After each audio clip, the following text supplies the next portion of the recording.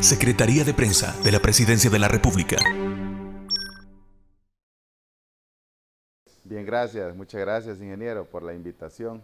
Gracias nuevamente por la oportunidad también de informarle a la población qué está haciendo el Sistema Nacional de Protección Civil digamos, ante esta nueva probabilidad de tener lluvias abundantes. Pues ya sabemos qué es lo que pasa en el territorio, conocemos los escenarios de riesgo y en función de eso, pues hay todo un aparataje ya que se está montando a fin de ser previsores, ¿verdad? No, ingeniero, no tenemos ninguna alerta.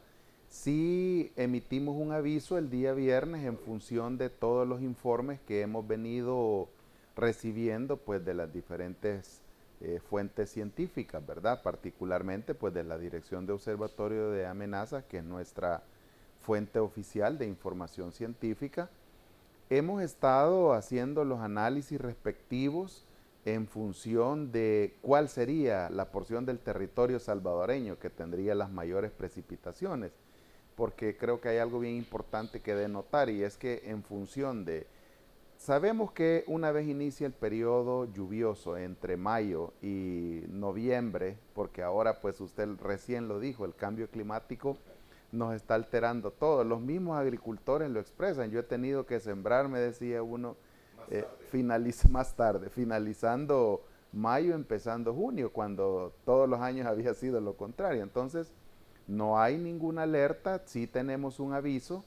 Este día, pues hay que revisar nuevamente los modelos, como lo hemos venido haciendo, y en función de eso determinar si incrementamos de aviso a advertencia y posteriormente pues iniciar todo el mosaico de colores que tiene el sistema de alerta temprana de El Salvador, ¿verdad? Muy bien. ¿Está preparado la gente y tienen albergues si fuese necesario también? Efectivamente, ingeniero, tenemos 170 albergues, una capacidad de un poco más de 10,000 personas. En función de eso, creo que es propicio el momento pedirle a todos que si en algún momento decretáramos alguna alerta, o incluso hay que denotar que hay momentos en los que no es necesario incrementar en el nivel de alerta. Si tenemos una lluvia convectiva que nos está dejando 100, 200 milímetros, como ha sido en algunos casos, ¿verdad? Y pareciera que justamente por, diría yo, el incremento en los fenómenos extremos que poco a poco se van a ir manifestando en función del cambio climático, pareciera que esa va a ser la historia, ¿verdad? Entonces, importante y propicio el momento, decía yo, para pedirle a la población que si solicitamos, si pedimos que evacúen, lo hagan, sobre todo aquellos que particularmente saben que viven en una zona de riesgo, es decir, viven en una zona donde podríamos tener inundaciones de alta pendiente o crecidas repentinas, movimientos de laderas, ya sea esto deslizamientos, derrumbes o, o deslaves. Entonces particularmente ellos deben prestar mucha atención a la información. Y yo creo que esa es una particularidad que tiene el territorio y sobre todo en El Salvador, ingeniero, que siempre, absolutamente siempre, la primera respuesta casi siempre la da los pobladores. Es decir, ellos conocen los riesgos, conocen, bueno, cómo surge la intención de tener una red de observadores locales, ¿verdad? En materia de monitoreo de amenazas, sobre todo hidrológicas, justamente a partir de que son los que viven en el territorio, observan cómo está el nivel del río, observan qué tanto está creciendo la inundación gradualmente, sobre todo en aquellos terrenos circundantes a los deltas de los principales ríos. Entonces, a partir de, diría yo, de esa lógica, es importante que pues, asumamos todos la responsabilidad.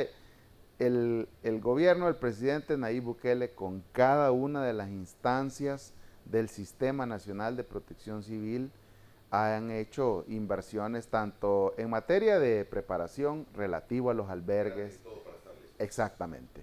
Entonces, en función de eso, diría yo que tenemos un nivel de preparación muy importante. Sin embargo, todos, en materia de seguridad, todos tenemos algo que hacer, ingeniero.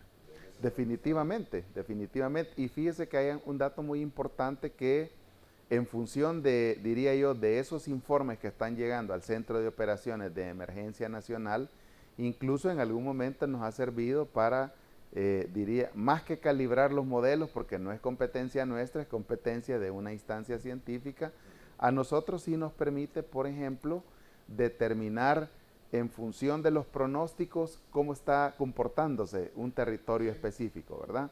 Cómo está comportando un territorio específico. Si, por ejemplo, ahora lunes amanecimos pensemos en la zona del Bajo Lempa, que por siempre ha sido una zona con alta susceptibilidad a tener inundaciones, sobre todo inundaciones graduales, ¿verdad? No inundaciones repentinas. Inundaciones graduales, poco a poco se van inundando los terrenos circundantes a las viviendas. Entonces, si de repente ahora mismo el pronóstico nos dice que esperamos, por ejemplo, 100, 150 milímetros en la cuenca alta del Lempa, ¿cuánto debería significar eso en crecimiento del nivel del caudal del río, que podría desbordarse al cabo de 1, 2, 3, 6 horas, pensemos, ¿verdad? En función de eso también hay algo muy importante que me gustaría mencionar, y es la inversión que ha hecho la CEL. Usted sabe que la CEL tiene un sistema de alerta temprana muy particular, pero muy particular de la zona del Bajo Lempa, ¿verdad? Entonces, de hecho, ahora tienen ellos, diría yo, un sistema pero tan procedimentado, que, por ejemplo, independientemente de la hora en la que se tengan que hacer descargas, todos los involucrados en una situación o en la probabilidad de que ocurra una situación crítica, llamemos evacuación de las zonas, sobre todo las que están más próximas a las bordas, ¿verdad? Que son las que tienden a inundarse primero. Recibimos una llamada de la sala de situación de la presa 15 de septiembre, que se van a empezar a tener descargas al cabo de un tiempo, regularmente es con 3 horas de anticipación. Ahora mismo recibí a las 5 de la mañana la información de que a las 7 de la mañana se cerrarán con puertas, es decir, de las 7 en adelante no tenemos más descargas. Y si de repente hay necesidad de tener de 250, 300 o 500 y así gradualmente, se nos va informando. Así funciona el sistema de alerta temprana.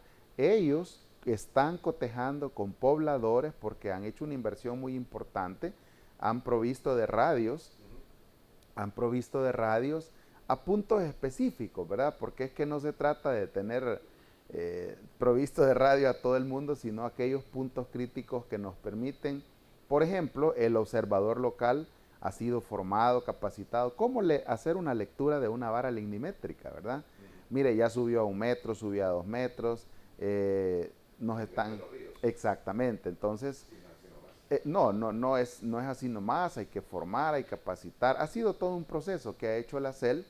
Nosotros, pues, muy felices porque eso nos beneficia, ¿verdad? A todo el sistema de protección civil. Digamos que hay mayor capacidad o mayor probabilidad de establecer un nivel de riesgo, de establecer una probabilidad y en función de eso mandar todo lo que se ocupe para rescatar a las personas. Hemos tenido historias exitosas, diría yo, de personas que dicen, mire, estamos viendo que el río está llegando a cierto nivel, este es el momento en el que yo saco mi ganado, lo llevo a una zona más alta, previendo que si los pronósticos se cumplen, no tener pérdidas, ¿verdad? Porque al final eso se concreta. El riesgo, usted sabe, ingeniero, etimológicamente significa daños y pérdidas concretas. Eso es lo que, en lo que nosotros deberíamos enfocarnos, que el riesgo no se materialice, ¿verdad? No son cualquier tipo No, en absoluto. bastante intensos. Por supuesto, ingeniero, en absoluto. De hecho, toda la semana, y está ocurriendo algo bien importante que hay que mencionar y creo que es necesario que la población lo conozca y pues gracias a ustedes también que nos dan la oportunidad de informar.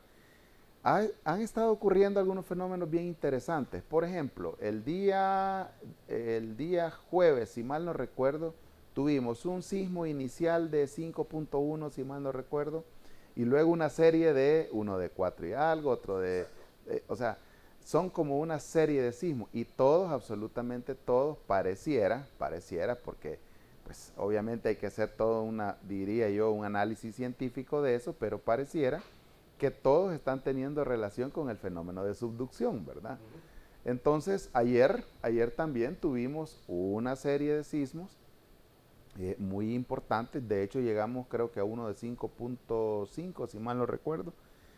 Entonces, ¿qué decirle a la población? Bueno, en primer lugar, pues tampoco es como para alarmarse, tampoco es como... no es el fin del mundo, no hay que decir viene algo muy fuerte, porque yo ayer lo escuchaba, ¿verdad? Incluso nos escribían al centro de operaciones y nos llamaban. Mire, es cierto que entre hoy y mañana esperamos un terremoto como el de 2001. No, en absoluto, ¿verdad? El día que nosotros logremos, o en el día que el mundo logre descifrar el día y la hora exacta de un terremoto, vamos a poder resolver muchas cosas, pero... Y en eso deberíamos enfocarnos. En mi opinión, ingeniero, creo que, número uno, sabemos que vivimos en un territorio que tiene dos fuentes principales de sismicidad. La primera, que tiene que ver con el sistema de fallamiento interno, ¿verdad? Es decir, la población debe saber que El Salvador no es una sola pieza, ¿verdad? No es una sola... Exactamente, no es una sola pieza, somos parte de, diría yo, de la placa tectónica de Caribe, ¿verdad? Entonces es importante que más allá de que si va a temblar o no va a temblar, es que está temblando, ¿verdad? Está temblando, tenemos que enfocarnos en prepararnos, tenemos que enfocarnos. Yo siempre he dicho que, por ejemplo, el tema de la protección civil se basa en tres premisas, ¿verdad? Y la primera es, ¿qué hace el individuo para procurar un entorno seguro? Es decir, ¿qué estoy haciendo? ¿Qué está haciendo Luis Amaya para procurar un entorno seguro? En pleno conocimiento de que vivo en una zona sísmica, de hecho, por eso nos llamamos el Valle de las Hamacas, ¿verdad? Entonces es importante denotar que hay que prepararnos, hay que identificar cuál es el lugar más seguro, informarle a nuestros niños y niñas cuál es el punto donde deben acudir si hoy se materializa una amenaza sísmica o si hoy tiembla fuerte. Y apenas estamos hablando de la primera, diría yo, fuente. La segunda, que ya sabemos que es la que nos dejó los terremotos de 2001, pues las que se producen por el fenómeno de subducción entre las dos placas, ¿verdad? Yo siempre y cuando he tenido la oportunidad de hablar sobre sismología, les digo, ¿cómo podemos comparar el sistema de movimiento entre placas? Imagínense un sistema de gradas como las que tienen los centros comerciales, ¿verdad? Las gradas eléctricas, ¿verdad? Tenemos una grada que está entrando y saliendo constantemente. Ese es el funcionamiento de las placas tectónicas, ¿ve? Entrando por un lado, formándose o apareciendo en otro lado del planeta en forma de islas, ¿verdad? Tenemos, por ejemplo, este complejo volcánico de Hawái, ¿verdad? Que es muy interesante. Entonces, es así como funciona el sistema, el fenómeno de subducción. Más allá de cualquier cosa, insisto, de que podamos conocer o identificar, pues lo que nos debe importar es que vivimos en un país altamente sísmico y en cualquier momento puede darse. Tenemos que estar preparados, tenemos la mochila de emergencia que es clave tenerla, ¿verdad? Exactamente. Ah, sí, definitivamente, definitivamente. Y bueno, en principio también son parte son parte del... Exactamente, y empecemos en que este mismo ajuste de placas o este mismo fenómeno de subducción es el que en todo el borde del Pacífico sugiere el cinturón de fuego, ¿verdad? Entonces, indudablemente no debería extrañarnos si una serie de sismos como los que ahora recién presentó usted pudieran estar ligados a la probabilidad de alguna erupción, ¿verdad? Habrá que ver qué es lo que está haciendo el INETER, que así se llama allá en Nicaragua, en cuanto a diría yo, al monitoreo de este volcán. Exactamente. Entonces hay que recordar que no solamente se evalúa el tema de la sismicidad, hay que ver cómo están los RSAN también del volcán, ¿verdad? Entonces, pero no tiene nada, de verdad que no tendría nada de raro, ingeniero. Somos parte del cinturón de fuego y seguramente pues en algún momento entra en acción alguno de todos estos volcanes, ¿verdad? Okay. Esta es la imagen que quería compartirles también porque nos deja ver los dos sistemas que están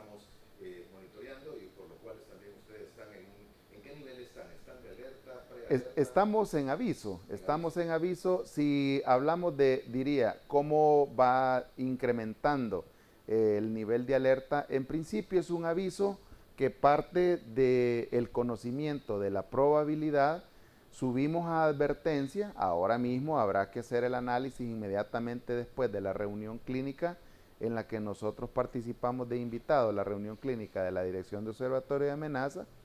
Habrá que hacer el análisis, si se ocupa subir a advertencia, ese es el momento en el que subimos y así sucesivamente hasta empezar con la alerta verde, amarilla, naranja y roja, ¿verdad? Así es que, como le digo, todos los días nosotros participamos como invitados de este, que yo siempre he dicho, un coloquio técnico, ¿verdad? En el que escuchamos la opinión del hidrólogo, el geólogo, el meteorólogo y así sucesivamente. Y si de repente estos fenómenos coinciden con el fenómeno de mareas vivas, también se escucha la opinión del oceanógrafo, ¿verdad?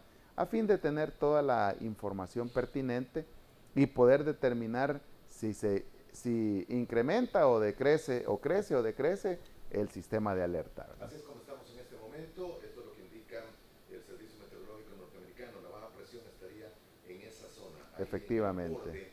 De Honduras y Nicaragua, Cabo Gracias a Dios, y la zona de convergencia intertropical, que en todo caso la que nos va a traer las lluvias, es esta que más o menos estoy dibujando, alargándose desde el Pacífico hacia la zona del centro de baja presión. Esto es lo que están indicando los distintos servicios, y si vemos ambos sistemas, vamos a tratar de ponerlo en pantalla, perdón, ahí está, esto es lo que quería mostrarles. Estos son los dos sistemas que hablábamos. Sí, efectivamente. Esta zona de aquí es precisamente la que en todo caso nos debe preocupar más. Ahí hay una baja presión que estaría aproximadamente aquí, en ese punto donde estamos dibujando esa L, y hay otro, este de acá. Ese ya tiene nombre, es una tormenta tropical, su nombre es John. Y el otro, en caso de que se fortaleciese, y los modelos indican que más o menos va a tener una trayectoria así durante esta semana, su nombre sería Helen. ¿Vamos a tener lluvia por ambos? Sí, pero más por el mar Caribe en las próximas horas. Definitivamente, que es la que al final, todos los fenómenos o todos los meteoros del Caribe son los que al final terminan arrastrando humedad, ¿verdad?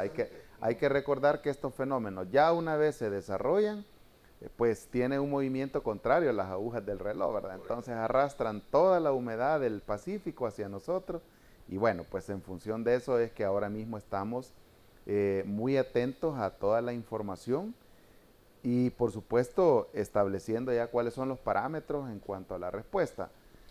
Nos hemos enfocado ahora mismo, ingeniero, en la zona costera del país. ¿Por qué? Efectivamente, la zona costera del país, todos los modelos apuntan que las mayores precipitaciones las tendríamos en la costa y en la franja media, en la franja central del país. Entonces, si esto de repente hacemos, diría yo, el análisis de cuáles son los escenarios que esperamos, porque al final de eso se trata, ¿verdad? Yo siempre he creído que la información científica que tanto ustedes como todo el que genera información científica nos brinda, tiene un objetivo, que es en algún momento comparar con las zonas que tienen alta susceptibilidad o las zonas vulnerables y en función de eso establecer los escenarios de riesgo. Entonces, 3 escenarios de riesgos concretos. Número 1, inundaciones de planicie en la zona costera. Número 2, movimientos de ladera en las cordilleras. Número 3, inundaciones urbanas, que son al final, diría yo, no tan exactamente, es todo el panorama y pues a partir de eso, todo lo necesario para poder responder efectivamente, ¿verdad? Correcto. Ya para terminar, señor, ¿a qué número puede llamar la población que necesite alguna ayuda? El Centro de Operaciones de Emergencia Nacional, ingeniero, 2281-0888. Estamos trabajando 24 horas, 7 días a la semana. Una vez inicia la temporada lluviosa, pues este centro, que regularmente opera como centro de monitoreo nacional, en una situación de estas migra a tener las dos áreas, análisis de información, toma de decisiones operativas, se constituye como Centro de Operaciones de Emergencia Nacional. Entonces, por favor, no duden en llamarnos. Y algo bien importante que quisiera aprovechar es, si en algún momento usted surge o le surge la necesidad de evacuar porque hay una inundación, porque tiene la sospecha de que pueda tener un derrumbe, un deslave, llámele como quiera, y no sabe o no tiene los medios para evacuar, llámenos. Llámenos, mandamos talentos humanos, mandamos equipamiento. De lo que se trata, ingeniero, es salvar la vida de las personas, ¿verdad? Exactamente. Es curioso, ¿verdad? Es curioso, y hay que recordar también que todo el sistema meteorológico del planeta obviamente tiene su razón de ser en los vientos. Los flujos de aire y todo. Exactamente, pero entonces es curioso porque pareciera que los vientos, Alicia, ya no van hacia donde deben ir, sino que al contrario, ¿verdad? Exactamente, eso es a lo que quería llegar. Y qué bueno hablar con alguien que es aficionado y apasionado también en esto. Así es como lucen los vientos en este momento en altura, en las imágenes de satélite.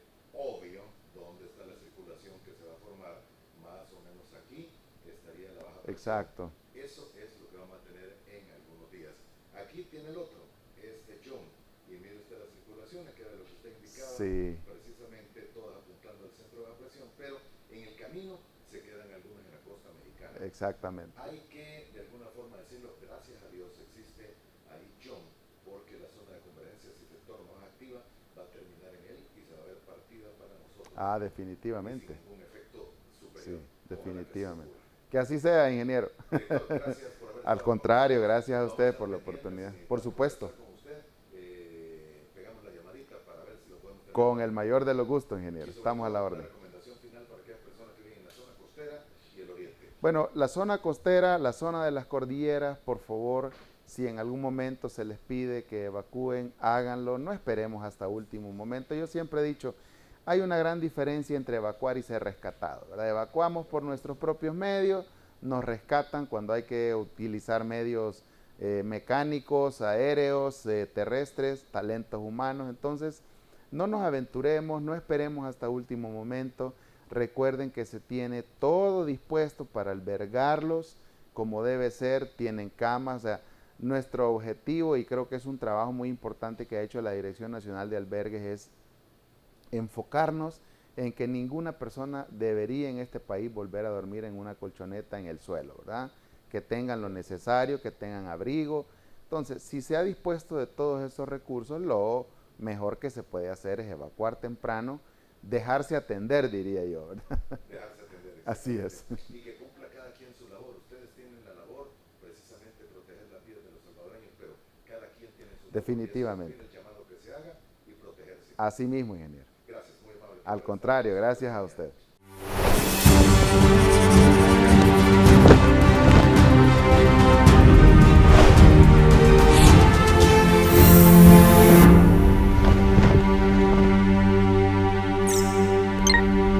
Secretaría de Prensa de la Presidencia de la República.